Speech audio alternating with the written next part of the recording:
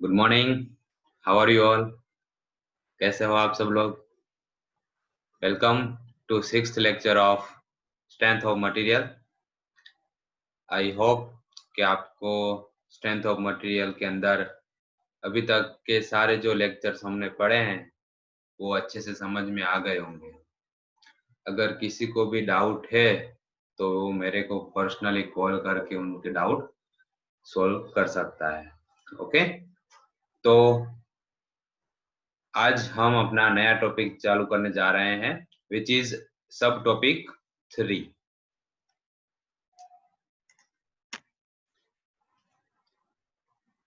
The name of the subtopic is composite section. Okay, Gujarati में उसका नाम है सम्मिश्रित आड़छेद अथवा तो सम्मिश्र आड़छेद। Okay, so in composite section क्या चीज है कंपोजिट सेक्शन और कहाँ पे वो यूज होती है उसके बारे में अभी हम डिस्कस करेंगे। कंपोजिट सेक्शन का मतलब होता है कि ऐसा कोई सेक्शन, बीम या कॉलम जिसके अंदर दो या दो से ज्यादा मटेरियल यूज हुआ होता है। Okay, if a bar is made up to 2 or more different materials, it is called composite section. ગુજરાતીમાં કહીએ તો જો કોઈ સેક્શન બે કે તેથી વધારે મટીરીયલનો બનેલો હોય તો તેને કમ્પોઝિટ સેક્શન કહેવામાં આવે છે। ઓકે, એક્ઝામ્પલ તરીકે અહીંયા તમને ફિગરની અંદર 2 अलग अलग मटेरियल यूज किए हुए हैं। तो फर्स्ट जो मटेरियल है वो है आपका स्टील और सेकंड जो मटेरियल है वो है आपका कॉपर। तो ये अलग अलग दो मटेरियल का यूज करके एक कॉलम बनाया हुआ है या कोई एक टी सेक्शन बनाया हुआ है जो पी लोड को सहन कर रहा है, अपने ऊपर एब्जॉर्ब कर रहा है। तो इस टाइप का जो सेक्शन होता है उस टाइप के सेक्शन को बोला जाता है कंपोजिट सेक्शन। एग्जाम्पल के तौर पे अपन देखें तो स्टील या कॉपर का हो सकता है, स्टील या ब्रास का हो सकता है, स्टील या कंक्रीट का हो सकता है, कॉपर या तो एल्यूमिनियम, कॉपर एंड एल्यूमिनियम का हो सकता है। ओके, तो ये हो गया हमारा कंपोजिट सेक्शन। Everybody clear? तो कंपोजिट सेक्शन का मतलब होता है किसी भी बीम या कोई भी जो पदार्थ हो उसके अंदर दो या दो से ज्यादा मटेरियल यूज हुआ होता है, उसको हम बोलते हैं composite material, composite section. Normally जो कंपोजिट सेक्शन है वो है, अपन एक एग्जांपल के तौर पर ले सकते हैं अपना, जब मकान का काम चल रहा होता है तो जो कॉलम के अंदर हम सीमेंट एंड स्टील, जो स्टील के जो सरिये होते हैं और कंक्रीट का जो मिश्रण होता है उनको अपन कंबाइन करके अपना मकान बनाते हैं, तो वो एक टाइप का कंपोजिट सेक्शन या कंपोजिट मटेरियल को कहा जाता है। Clear everybody? What is composite material? सम्मिश्र आड़छेद। ओके, तो इस टॉपिक के अंदर हमारे न्यूमेरिकल अपन को आएंगे, वो हम नेक्स्ट लेक्चर में डिस्कस करेंगे। तो आगे कंपोजिट सेक्शन के अंदर क्या है, यहाँ पे डायग्राम के अंदर आपको एक कॉलम दिया हुआ है, उस कॉलम के अंदर दो अलग अलग मटेरियल है। फर्स्ट जो आपको ये दिख रहा है,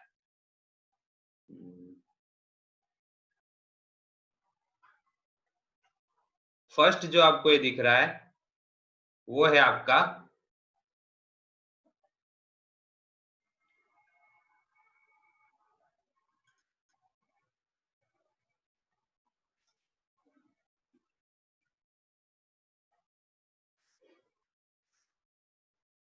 एक्सक्यूज मी,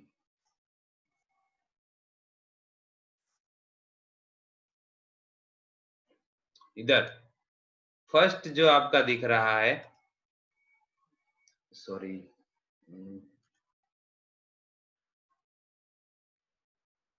यस, लेटर,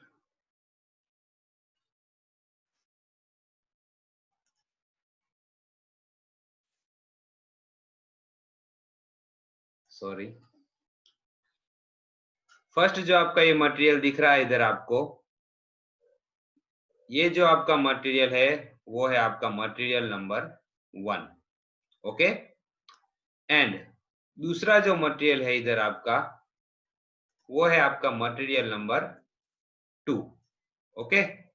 तो इधर दोनों अलग अलग मटेरियल का एक कॉलम बनाया हुआ है, रेड और येलो कलर करके मैं आपको दिखा रहा हूं। तो दो मटेरियल अलग अलग बने हुए हैं, तो इसके ऊपर पी टाइप का एक लोड लग रहा है। तो दोनों मटेरियल पी टाइप के लोड को आधा आधा एब्जॉर्ब करेंगे। पहला वाला है P1 एब्जॉर्ब करेगा इस P को, और दूसरा जो है मटेरियल वो P2 एब्जॉर्ब करेगा, ओके। तो यहाँ पे दोनों मटेरियल है वो एक P लोड उसके ऊपर लग रहा है। उनकी लेंथ जो है L जो लेंथ है वो दोनों की सेम है, ठीक है। उनके दोनों एंड पे प्लेट लगी हुई है। So, considering the composite section shown in figure, P जो है वो है टोटल लोड है, बार के ऊपर जो लग रहा है टोटल लोड P। P1 जो है वो load shared by bar 1। P2 जो है वो load shared by bar 2, okay. Now A1 जो है वो है cross section of the material 1 या एरिया 1। A2 जो है वो cross section area of bar 2। Now E1 जो है वो है modulus of elasticity of bar 1, and E2 जो है वो मॉड्यूलस ऑफ इलास्टिसिटी है बार 2। क्लियर? तो these are the given data. अब इसके बेसिस के ऊपर कंपोजिट बार के अंदर एलोंगेशन और contraction of each bar is the same. Means બંને મટીરીયલની લંબાઈ સરખી છે, બંને મટીરીયલનું ડિફ્લેક્શન પણ સરખું જ થશે। डिफ्लेक्शन डेल्टा एल मतलब उसकी लेंथ के अंदर होता चेंजेस। सो जो L1 है मटेरियल 1 की length is equal to material 2 की length. Clear? L1 is equal to L2। Now so that delta L1 is equal to delta L2,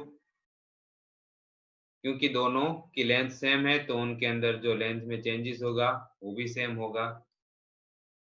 now तो इसकी वजह से इसके अंदर जो स्ट्रेन होगा एप्सिलॉन, वो भी दोनों का सेम होगा। Epsilon 1 is equal to epsilon 2।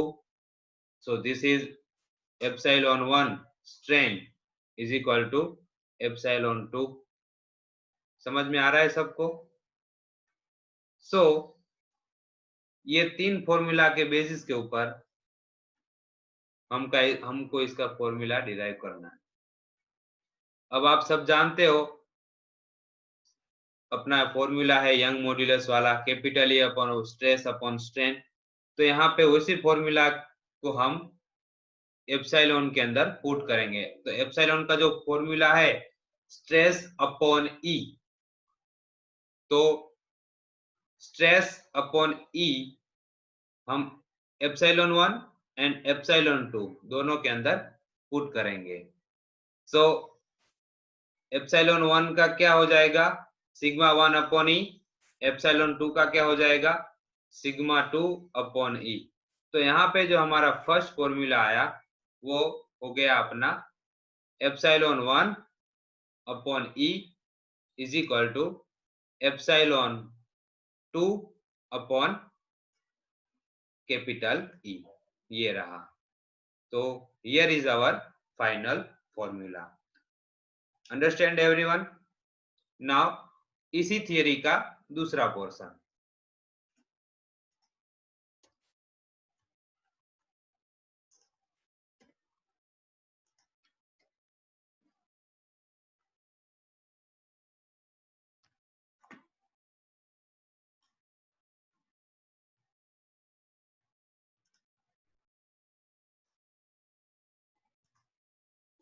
Okay,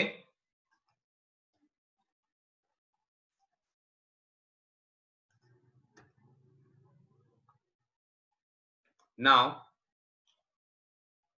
in composite section there are total load. अब क्या होगा? Total load is equal to load on material 1 plus load on material 2, so that P is equal to P1 plus P2, and from the stress formula, stress is equal to force upon area, so the capital P will be stress into area।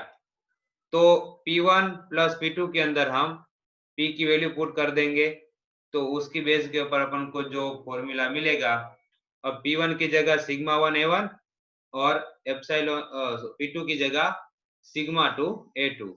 तो this is our final formula. तो P is equal to sigma 1 into A1 sigma 2 plus sigma 2 into A2। तो A1 and A2 क्या है? वो है area of that 2 bar. A1 मतलब 1 बार का area, A2 मतलब सेकंड बार का area. Clear? So here we are ending the theory of composite bar। अब देखते हैं हम modular ratio. So the ratio of modulus of elasticity of different material is known as modular ratio M। કોઈ બે મટીરીયલની modulus of ઇલાસ્ટિસિટીના ગુણોત્તરને modular ratio M કહેવામાં આવે છે।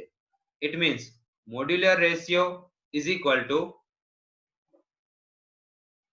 modulus of elasticity for steel and upon modulus of elasticity for concrete। So कोई भी आपको जो मटेरियल दिया हुआ हो, तो वो दोनों मटेरियल का जो रेशियो होगा यंग मॉड्यूलस या मॉड्यूलस ऑफ इलास्टिसिटी का, उसको हम बोलते हैं modular ratio. So modular ratio M is equal to ES upon EC। ES मतलब स्टील के लिए यंग मॉड्यूलस, EC मतलब कंक्रीट के लिए यंग मॉड्यूलस। क्लियर? सो अब इधर आपको कंफ्यूजन होगा कि कौन से यंग मॉड्यूलस को ऊपर की साइड रखे और कौन से यंग मॉड्यूलस को नीचे की साइड रखे। सो इधर जो भी मटेरियल का यंग मॉड्यूलस ज्यादा हो उसको हम ऊपर रखेंगे, और जो भी यंग मॉड्यूलस की वैल्यू कम हो उसको हम नीचे रखेंगे। तो ऑब्वियसली इधर जो स्टील का यंग मॉड्यूलस है वो कंक्रीट के यंग मॉड्यूलस से ज्यादा है, इसलिए हमने स्टील का ऊपर लिखा है और कंक्रीट का है वो नीचे लिखा है। क्लियर? समझ में आ गया सबको? सो गुजराती में અહીં જે મટીરીયલની ઈની કિંમત વધારે હોય તેને અંશમાં અને જે મટીરીયલની ઈની કિંમત ઓછી હોય તેને છેદમાં લેવામાં આવે છે। Okay, clear? तो आज का लेक्चर हम इधर ही रखते हैं। आई होप कि आप सबको ये समझ में आ गया होगा। We will learn one numerical of the composite section in next lecture। Okay, thank you friends।